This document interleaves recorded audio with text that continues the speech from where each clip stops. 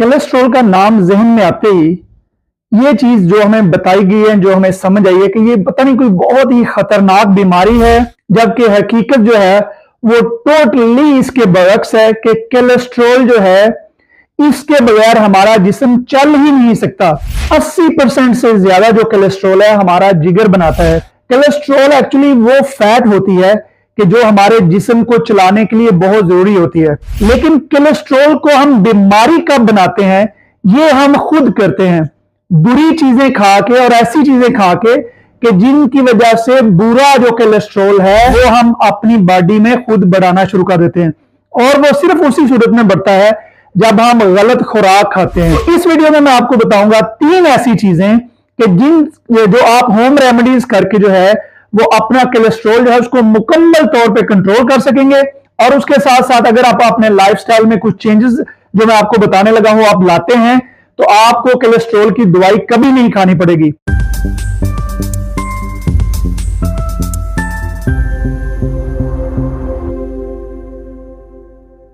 बिस्मिल्लाहिर्रहमानिर्रहीम, अस्सलाम वालेकुम। नवीद चौधरी स्वीडन से हेल्थ और फिटनेस में।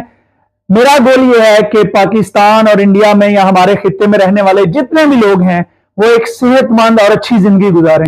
आजकल जो सबसे कॉमन प्रॉब्लम्स हैं उनमें सबसे बड़ी एक प्रॉब्लम ये कोलेस्ट्रॉल की भी है, लेकिन कोलेस्ट्रॉल में जो है इसका 3 तरीके से इलाज होता है। नंबर 1 जो है वो दवाइयों से, लेकिन दवाइयों का ये है कि दवाई जब तक आप खाते रहेंगे कोलेस्ट्रॉल आपका कंट्रोल रहेगा, वरना जैसे ही आप दवाई छोड़ेंगे ये दोबारा आपका कोलेस्ट्रॉल बढ़ जाएगा।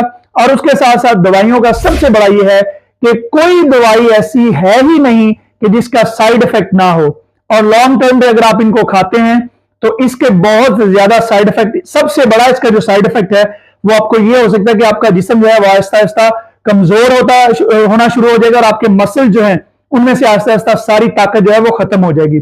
तो इस वजह से इसके जो बाकी के 2 तरीके हैं वो सबसे बेहतरीन हैं। सबसे पहले मैं बात करूं कि लाइफस्टाइल में चेंजेस की। लाइफस्टाइल में जो आपने अपना चेंज करना है वो बड़ा आसान है।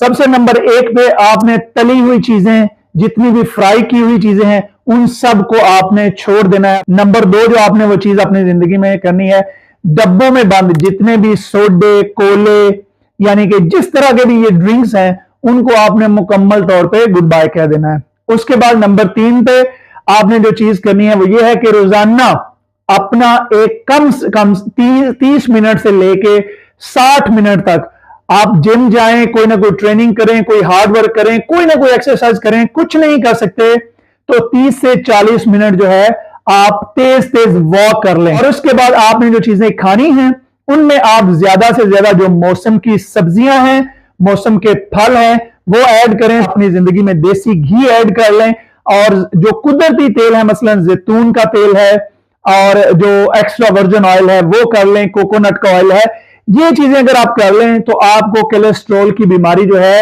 वो अगर आपको अभी है तो उसके बाद आप होम रेमेडीज इस्तेमाल करें तो ये भी आपको मुकम्मल तौर पे जो है फिर दोबारा नहीं होगी। इनमें से 2 रेमेडीज आप कम से कम रोजाना इस्तेमाल करें, और करने के बाद आप अपना टेस्ट करवा लें, आपको बहुत बड़ा जो है फर्क नजर आएगा। नंबर 1 पे जिस चीज की हम बात करने लगे हैं वो है लहसुन, थोम या गार्लिक। ये तीनों एक ही चीज के नाम है और ये हर घर में अवेलेबल है, और ये हजारों सालों से जो है वो पाकिस्तान और इंडिया में तो बहुत ही ज्यादा खाया जाता है। लेकिन मसला ये है कि हम इसको खाते हैं तड़के लगा के जायके के लिए।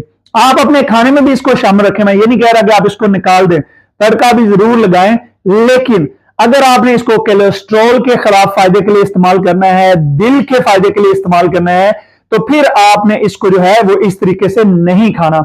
इसमें एक कंपाउंड होता है एलेसिन, जिसका ये सारे जितने भी फायदे हैं ये आपको देता है। लहसुन जो है इसकी वजह से आपके जो दिल की शरियानें हैं ये नरम रहती हैं, खास तौर पे उम्र के साथ साथ जो है हमारे जो जितनी भी नसें हैं या जितनी भी शरियानें हैं ये सख्त होना शुरू हो जाती हैं।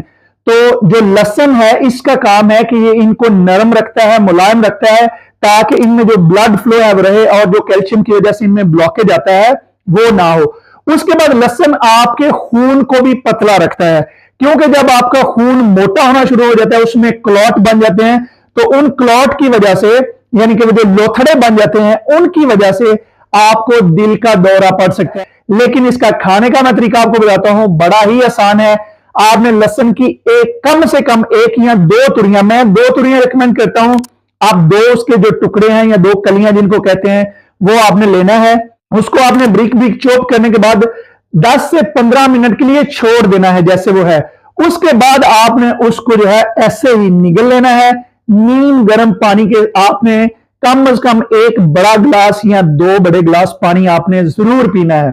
उसके साथ हम नंबर 2 पे जो होम रेमेडी है, खासतौर में सर्दियों में, तो पाकिस्तान में ये, इंडिया में ये बहुत ज्यादा लोग इसकी पिनियां बना के खाते हैं, इसके लड्डू बना के खाते हैं, वो है अलसी, फ्लैक्स सीड्स।